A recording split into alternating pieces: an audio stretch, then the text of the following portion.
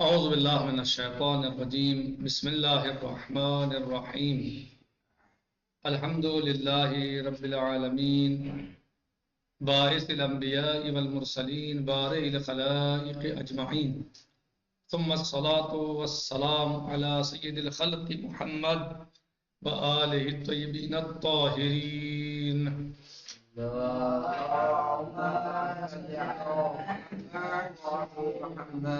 وعجل فرجہم۔ ہمارا درس و گفتگو بحث نبوت میں جاری و ساری ہے، اور ہم نے گزشتہ دروس میں نبوت کے بارے میں اور ہمارے نبی حضرت محمد مصطفیٰ صلی اللہ علیہ وآلہ وسلم کی نبوت کے بارے میں یا آپ کے نبی ہونے کے سلسلے میں بہت ساری باتوں کو بیان کیا ہے۔ اب ہماری بات یہ چل رہی تھی کہ سرکار رسالت ختم مرتبت حضرت محمد مصطفیٰ صلی اللہ علیہ وآلہ وسلم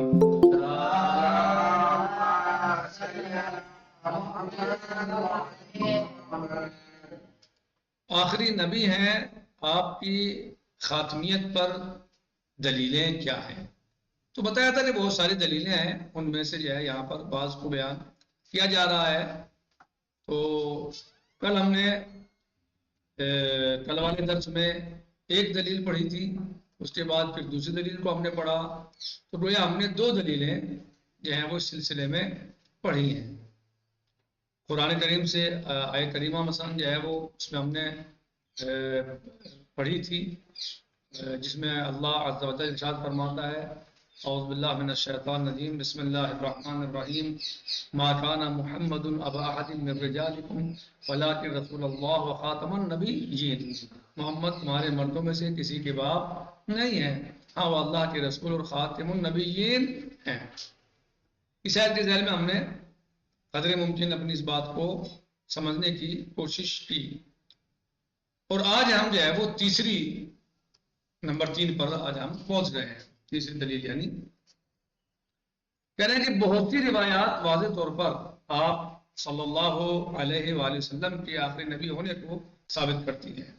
یعنی ہم نے پہلے کیا پڑھا کہ جب بھی آپ کسی مسلمان سے کہیں بھی ملیں گے دنیا میں، تو وہ جہاں اس بات کا اعتقاد رکھتا ہے کہ حضرت محمد مصطفیٰ صلی اللہ علیہ وسلم اللہ کے نبی ہیں، اس کے رسول ہیں، پیغمبر ہیں، وہیں پر وہ یہ اعتقاد رکھتا ہے کہ آپ آخری رسول ہیں، آپ کے بعد نہ کوئی رسول آئے گا، نہ کوئی نبی آئے گا، نہ کوئی کتاب آسمانی آئے گی۔ صحیح ہے۔ دوسرے میں ہم نے آیت مبارکہ قرآنیہ جو ہم نے جس کے اوپر تلاوت کی ہے، جس کو ہم نے اوپر پڑھا ہے، جو سورہ مبارکہ احزاب کی آیت نمبر 40 ہے، وہ بسم اللہ الرحمن الرحیم ما کان محمد ابا احد من رجالکم ولکن رسول اللہ وخاتم النبیین۔ تو یہ ہم نے آیت شریفہ قرآن کریم سے پیش کی، یعنی جو اس بات پر واضح اور روشن دلیل ہے کہ ہمارے نبی آخری نبی ہیں۔ ہم نے اس میں خاتم کے بارے میں بات کی، گفتگو کی، خاتم کیا ہوتا ہے، مثلا خاتم کیا ہوتا ہے، اس لیے آپ کو خاتم کہا گیا، اور خاتم یا مثلا جو ہے وہ، تو اس پر ہم نے گفتگو کل کی۔ آج ہم تیسری دلیل کہ جو روایات سے پیش کی جا رہی ہے انشاءاللہ اس پر گفتگو کرتے ہیں کہ ہمارے نبی آخری نبی ہیں۔ کہہ رہے ہیں کہ بہت سی روایات واضح طور پر آپ کے آخری نبی ہونے کو ثابت کرتی ہیں۔ ان میں سے کچھ روایات ہم یہاں ذکر کرتے ہیں، تمام کو نہیں بلکہ کچھ کو ذکر کر رہے ہیں، روایات اور بھی ہیں ان کے علاوہ، لیکن کچھ کو ہم یہاں پر ذکر کر رہے ہیں۔ تفسیر مجموع البیان میں علامہ طبرسی ایک معتبر حدیث حضرت جابر بن عبد اللہ انصاری رضوان اللہ تعالی علیہ سے روایت کرتے ہیں، نقل کرتے ہیں، یعنی معتبر حدیث جو ہے وہ کس سے منقول ہے؟ جابر بن عبد اللہ انصاری، جو مشہور و معروف صحابی رسول اعظم محمد مصطفیٰ صلی اللہ علیہ وسلم ہیں۔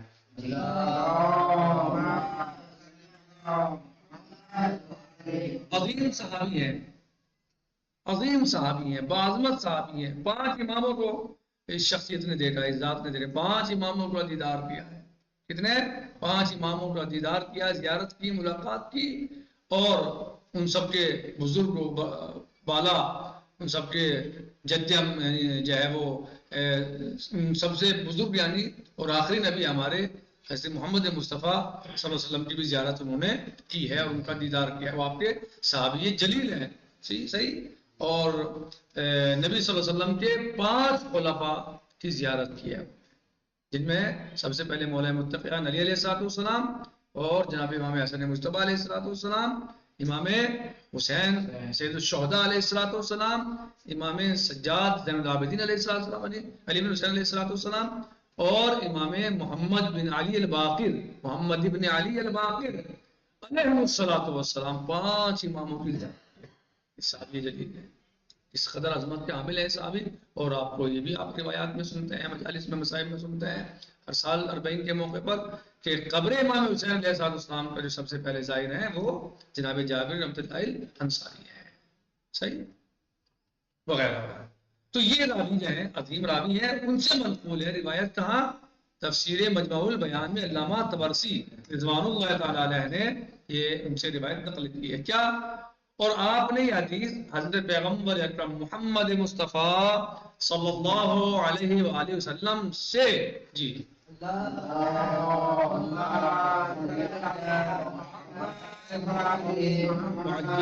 ان الفاظ میں نقل کی ہے کہ آپ صلی اللہ علیہ وآلہ وسلم نے فرمایا، انبیاء کے درمیان میری مثال ایسے ہی ہے کہ جیسے کسی شخص نے ایک خوبصورت محل تعمیر کیا ہو مگر صرف ایک اینٹ کی جگہ خالی چھوڑ دی ہو، جس کے نتیجے میں جو شخص بھی اس محل کو دیکھتا ہے تو یہ کہنے پر مجبور ہوتا ہے کہ کیا خوبصورت محل ہے لیکن ایک اینٹ کی جگہ خالی ہے. میں وہی آخری اینٹ ہوں اور تمام انبیاء علیہ السلام کی نبوت کا سلسلہ میرے اوپر ختم ہو گیا ہے. یعنی یہ روایت واضح اور روشن ہے اور صاف ہے کہ ہمارے نبی ختمی مرتبت سرکار رسالت حضرت محمد مصطفیٰ صلی اللہ علیہ وآلہ وسلم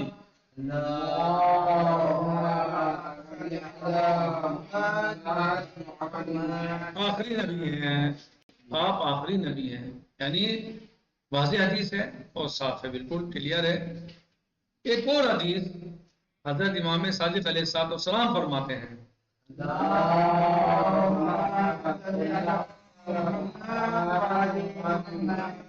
حلال محمد حلال ابدا الى یوم القیامہ وحرامہ حرام ابدا الى یوم القیامہ.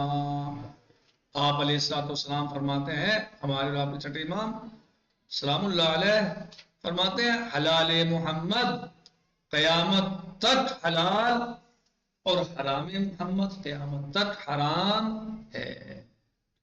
یعنی یہ چیز اصول کافی میں روایت موجود ہے. جی مطلب یہ ہے کہ ابھی بیان کر رہے ہیں، یعنی آپ فرماتے ہیں کہ جس بات کو سرکار رسالت حضرت محمد مصطفیٰ صلی اللہ علیہ وآلہ وسلم نے حلال قرار دیا ہے قیامت تک وہ حلال ہی رہے گی، اسے کوئی حرام نہیں کر سکتا. اور جس بات کو حرام قرار دیا ہے وہ قیامت تک حرام ہی رہے گی، اسے کوئی حلال نہیں کر سکتا. بات سمجھ میں بات؟ یعنی جس کو حلال کہا آپ نے حلال بتایا وہ حلال ہے، وہ حرام تھوڑی ہوگی، قیامت تک حرام نہیں ہو سکتے. کیونکہ حلال ہے تو حلال ہے، اور جو حرام ہے وہ حرام رہے گی قیامت تک. اس کا مطلب کیا ہے؟ اس کا واضح مطلب ہے کہ ہمارے نبی محمد مصطفیٰ صلی اللہ علیہ وآلہ وسلم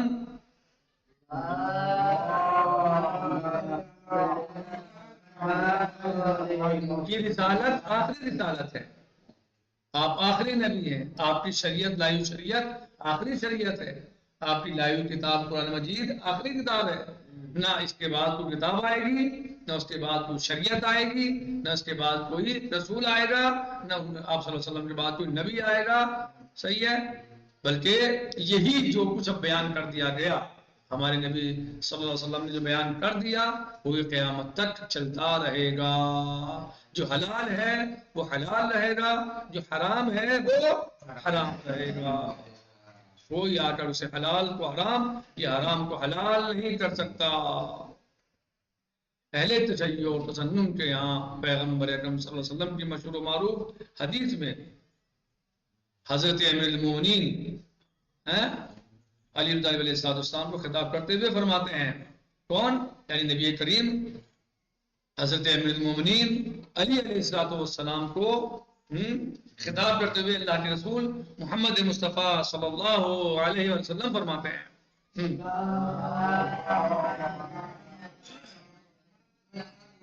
کیا فرماتے ہیں؟ حدیث روایت طویل ہے تھوڑی، لیکن یہاں پر جو ہے مقصد کو لیا گیا ہے، صرف جو ہے مراد جو یہاں ہماری ہے مثال وہ لی گئی ہے۔ تو یہاں پر مثال کیا فرماتے ہیں صلی اللہ علیہ وسلم؟ انت منی بمنزلت ہارون من موسیٰ الا انہ لا نبی بعدی۔ روایت لمبی ہے، مثلا جو ہے وہ لوگوں نے امیر المومنین علیہ السلام کو تانا دیا جب آپ نبی کریم صلی اللہ علیہ وسلم نے امیر المومنین علیہ السلام کو مدینے میں چھوڑ دیا اور باقی لوگوں کو جو ہے وہ اپنے ساتھ جنگ تبوک میں لے گئے۔ تو منافق تو چونکہ جو ہے وہ موقع تلاش میں رہتے تھے، آج بھی منافقین ذرا تک دیکھیں تو وہ جو ہے وہ چاہتے ہیں کہ مثلا جو ہے وہ اچھال دیں کسی بات کو، وہ کو دکھتا ہے کہ مثلا کوئی نقص آ گیا اسلام میں، خدا نقص نہیں ہوتا، وہ نقص نقص نہیں، بس کوئی ایسا دکھ جائے کہ جس سے وہ فائدہ اٹھا سکتے ہیں، کوئی پوائنٹ ایسا نظر آ جائے جس سے وہ فائدہ اٹھا سکتے ہو، تو آج بھی اس پوائنٹ کو اچھالتے ہیں۔ منافق مسلمان کی بات کر رہا ہوں، جو اسلام میں ہے آج بھی کلمہ پڑھتے ہیں، وہ بھی مسلمانوں کی کمزوری میں خوش ہوتے ہیں۔ کمال کی بات ہے، بڑے افسوس کی بات ہے۔ یہی منافقین کا کردار تھا اس زمانے میں، جو منافقین نبی پاک صلی اللہ علیہ وسلم کے زمانے میں پائے جاتے تھے، اور جن کے بارے میں پورا سورہ منافقون ہے، وہ کہاں چلے گئے؟ کہاں چلے گئے؟ وہ موجود ہیں مسلمانوں کے درمیان، آج بھی ہیں۔ یہی وجہ ہے کہ جب بھی وہ کوئی ایسا موقع دیکھتے ہیں جہاں مسلمانوں پہ کوئی مثلا کمزوری دیکھتے ہیں ذرا تھوڑی بہت، تو فوراً اسے جو ہے وہ موقع کو حاصل کرنے کی کوشش کرتے ہیں اور تاج میں رہتے ہیں۔ مسلمان کی بات کرو، مسلمان کہ کسی مسلمان کو کمزور دیکھنا چاہے اور وہ محسوس ہو جائے کہ یہ کمزوری ہے یا نقصان اس کا ہو سکتا ہے، تو وہ خوش ہو جاتے ہیں اور وہ اس کو موقع کو اچھالتے ہیں، بیان کرتے ہیں اور چاہتے ہیں اس موقع کو اسی طرح ہم جب بنا لیں، اس سے استفادہ کر لیں۔ تو وہ ایسی طرح جو ہے وہ مثلاً جو ہے وہ جبکہ کوئی نقص والی بات نہیں تھی، علیہ باللہ نقص نہیں تھا، یعنی مولا کائنات کو رسول اللہ صلی اللہ علیہ وسلم مدینے میں ذمہ داری دے کر چلے گئے، جبکہ یہ واضح روشن بات ہے کہ نبی تمہارے سامنے نہ ہو تو علی تمہارے لیے ہے، اگر نبی تمہارے سامنے نہ ہو تو علی تمہارے سامنے ہے، تمہارے امور کو جو ہے سنبھالیں گے، علی نہ ہو تو حسن سنبھالیں گے، سلسلہ مسئلہ یہ بھی لے۔ لیکن منافقوں نے مولا متقیان علیہ السلام کو تانا دینا شروع کر دیا اور آپس میں جو ہے باتیں بنانے شروع کر دی، یہ دیکھو صاحب اب تو بات بگڑ گئی، اس کا مطلب یہ ہے کچھ چل رہا ہے معاملہ، دیکھو نبی گئے ہیں لیکن علی کو نہیں لے گئے، چھوڑ گئے یہیں، جیسے ہوتا ہے نا منافق باتیں بناتے ہیں۔ تو یہ مولا متقیان علیہ السلام تک یہ بات پہنچی تو آپ نے اللہ کے رسول صلی اللہ علیہ وسلم سے عرض کیا کہ یا رسول اللہ، آپ صلی اللہ علیہ وسلم نے فرمایا اما ترضا یا علی، کیا تم اس بات پہ راضی نہیں ہو؟ انت منی بمنزلت ہارون من موسیٰ الا انہ لا نبی بعدی، اے علی کیا آپ اس بات پہ راضی نہیں ہیں کہ آپ کو مجھ سے وہی نسبت ہے جو ہارون کو موسیٰ سے تھی؟ اللہم کیا آپ اس بات پہ علی ہے، آپ کی بات پسند نہیں ہے، آپ اس بات پہ سبحان اللہ، کیا نسبت تھی موسیٰ علیہ السلام کے ہارون علیہ السلام کو؟ پورے سورج ہیں، یعنی پورے کی آیات جو سلسلے میں موجود ہیں، رب اشرح لی صدری ویسر لی امری واحلل عقدۃ من لسانی یفقہوا قولی، اور جو ہے پروردگار رب اشرح لی صدری، میرے سینے کو کشادہ کر دے، ویسر لی امری، میرے امر کو آسان بنا دے، رب ویسر لی امری واحلل عقدۃ من لسانی، اور میری زبان کی گراؤں کو کھول دے، یفقہوا قولی، اور میرے جو ہے قول کو کیا بناتے ہیں، مضبوط بنا دے۔ وَاجْعَلْ لِي وَزِيرًا مِّنْ أَهْلِي هَارُونَ أَخِي بِهِ أَزْرِي، آیات موجود ہیں، اور میرے اہل سے ہارون کو میرا وزیر بنا، وَاجْعَلْ لِي وَزِيرًا مِّنْ أَهْلِي، میرے اہل سے ہارون کو میرا وزیر بنا دے، یعنی میرا وزیر بنا دے، کسے بنا دے؟ ہارون کو بنا دے، جو میرے اہل سے ہے. تو کون تھے ہارون موسیٰ علیہ السلام کے لیے؟ جن کے لیے موسیٰ علیہ السلام دعا کر رہے ہیں اللہ عز و جل سے، پروردگار ہارون کو میرا وزیر بنا دے. وَاجْعَلْ لِي وَزِيرًا مِّنْ أَهْلِي هَارُونَ أَخِي اشْدُدْ بِهِ أَزْرِي هَارُونَ أَخِي اشْدُدْ بِهِ أَزْرِي. ہارون کو یہ ہے، یعنی عظمت دیکھیے ہارون علیہ السلام کی، کس قدر عزیز تھے موسیٰ علیہ السلام کو ہارون علیہ السلام. ہاں کہ اللہ سے دعا کر رہے ہیں پروردگار مجھے میرے سینے کو کشادہ کر دے اور جو ہے میرے کام کو آسان بنا دے اور میری زبان کی گناہوں کو کھول دے. وَاجْعَلْ لِي وَزِيرًا مِّنْ أَهْلِي، اور میرے اہل سے میرا وزیر بنا دے. کسے بنا دے؟ ہارون اخی، میرے بھائی ہارون کو بنا دے، اور اس کے ذریعے سے، ان کے ذریعے سے میری جو ہے وہ کمر کو، پشت کو مضبوط بنا دے، یعنی مجھے مضبوط کر دے ان کے ذریعے سے. تو کون تھے؟ اس کے علاوہ اور دوسری آیات میں باقاعدہ موسیٰ علیہ السلام نے کیا کہا کہ جو ہے وہ آیات میں باقاعدہ خلیفہ یعنی جو ہے وہ بتایا گیا، سمجھایا گیا کہ ہارون علیہ السلام موسیٰ علیہ السلام کے خلیفہ ہیں. بہت ساری آیات میں ذکر ہے. تو علی علیہ السلام کو کیا فرما رہے ہیں نبی پاک صلی اللہ علیہ وسلم کہ آپ اس بات پر راضی نہیں ہیں کہ آپ کو مجھ سے وہی نسبت ہے جو ہارون کو موسیٰ سے تھی. دیکھیے منافقین کیا سننا چاہ رہے تھے، کیا بتانا چاہ رہے تھے، کیا کرنا چاہ رہے تھے، اور ہو کیا گیا؟ ہو کیا گیا کہ نبی نے اپنی خلافت کا کوئی حدیث میں اعلان فرما دیا. ویسے تو بہت سارے مقامات پہ خلافت کا اعلان کیا ہے آپ صلی اللہ علیہ وسلم نے مولا متقین علیہ السلام کے لیے، لیکن اس حدیث میں بھی آپ نے یہ بات لوگوں کو سمجھا اور بتا دی کہ مجھ سے نسبت علی کو وہی ہے جو ہارون کو موسیٰ سے تھی، اور وہ ان کے خلیفہ تھے، لہذا علی میرا، اگر میں تمہیں نظر نہ آؤں تو علی تمہارا امام ہے.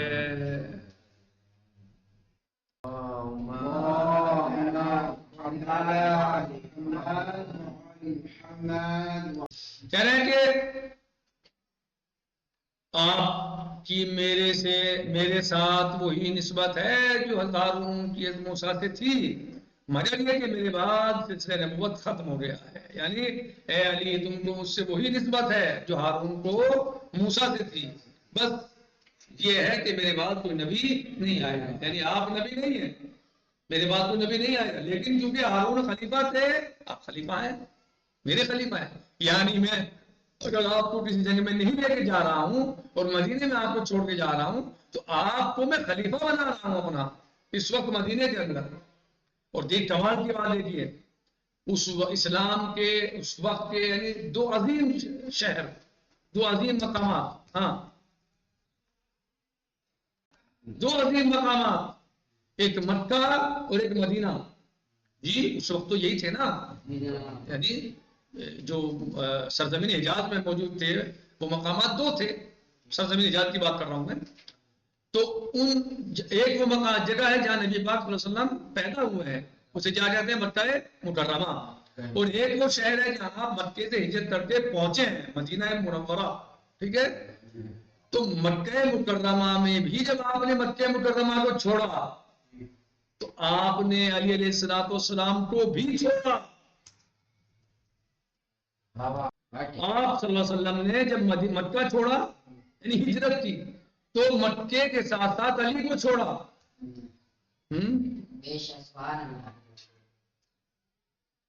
کعبے کے ساتھ جب کعبے سے رخصت ہوئے، مکے سے رخصت ہوئے تو علی علیہ السلام کو چھوڑا اور کہا کہ آپ یہاں رہیے، میں جا رہا ہوں اور آپ میری امانتیں فلاں فلاں کی جو امانتیں ہیں وہ ان کو دے کر جب آنا. یعنی گویا آپ وہاں بھی بتانا چاہ رہے ہیں کہ اگر مکے سے چلا جاؤں تو علی میرا خلیفہ ہے، اور جب آپ مدینہ چھوڑ کے جنگ تبوک میں جا رہے ہیں تو علی کو چھوڑ کے جا رہے ہیں. تو گویا نبی بتانا چاہتے ہیں کہ اگر میں مدینہ چھوڑ کے چلا جاؤں تو علی میرا خلیفہ ہے. انہی دو شہروں سے تو اسلام ملا ہے. یہی تو پورا اسلام کی جو ہے اس وقت ابتدائی اسلام کی نبی پاک صلی اللہ علیہ وسلم کے زمانے کا پورا اسلام تو یہی ہے.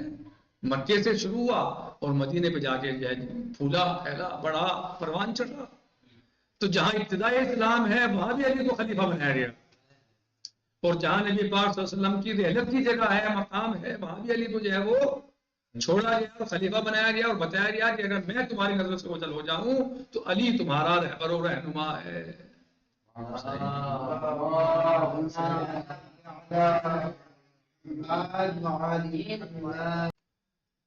کہ اے ہارون آپ کو مجھ سے وہی نسبت ہے جو موسیٰ اے علی آپ کو مجھ سے وہی نسبت ہے جو ہارون کو موسیٰ سے تھی، سوائے اس کے کہ میرے بعد کوئی نبی نہیں آئے گا. اس کے مشابہ بھی 10 احادیث بات کو ثابت کرتی ہیں کہ نبی اکرم صلی اللہ علیہ وسلم کے آخری نبی ہونے کے بارے میں کچھ سوالات ایسے ہیں کہ جن کی طرف متوجہ ہونا ضروری ہے. اب یعنی یہ اعتراضات، اشکالات، یہ جو بھی مثلا یہ سوالات ہیں، یہ انشاءاللہ ہم آنے والے درس میں کل پڑھیں گے. آج ہم یہ پر درس کو روکتے ہیں، اس پر اکتفا کرتے ہیں، باقی انشاءاللہ کل آئے گا. والحمدللہ رب العالمین وصلی اللہ علی سیدنا و نبینا محمد وآلہ الطیبین الطاہرین.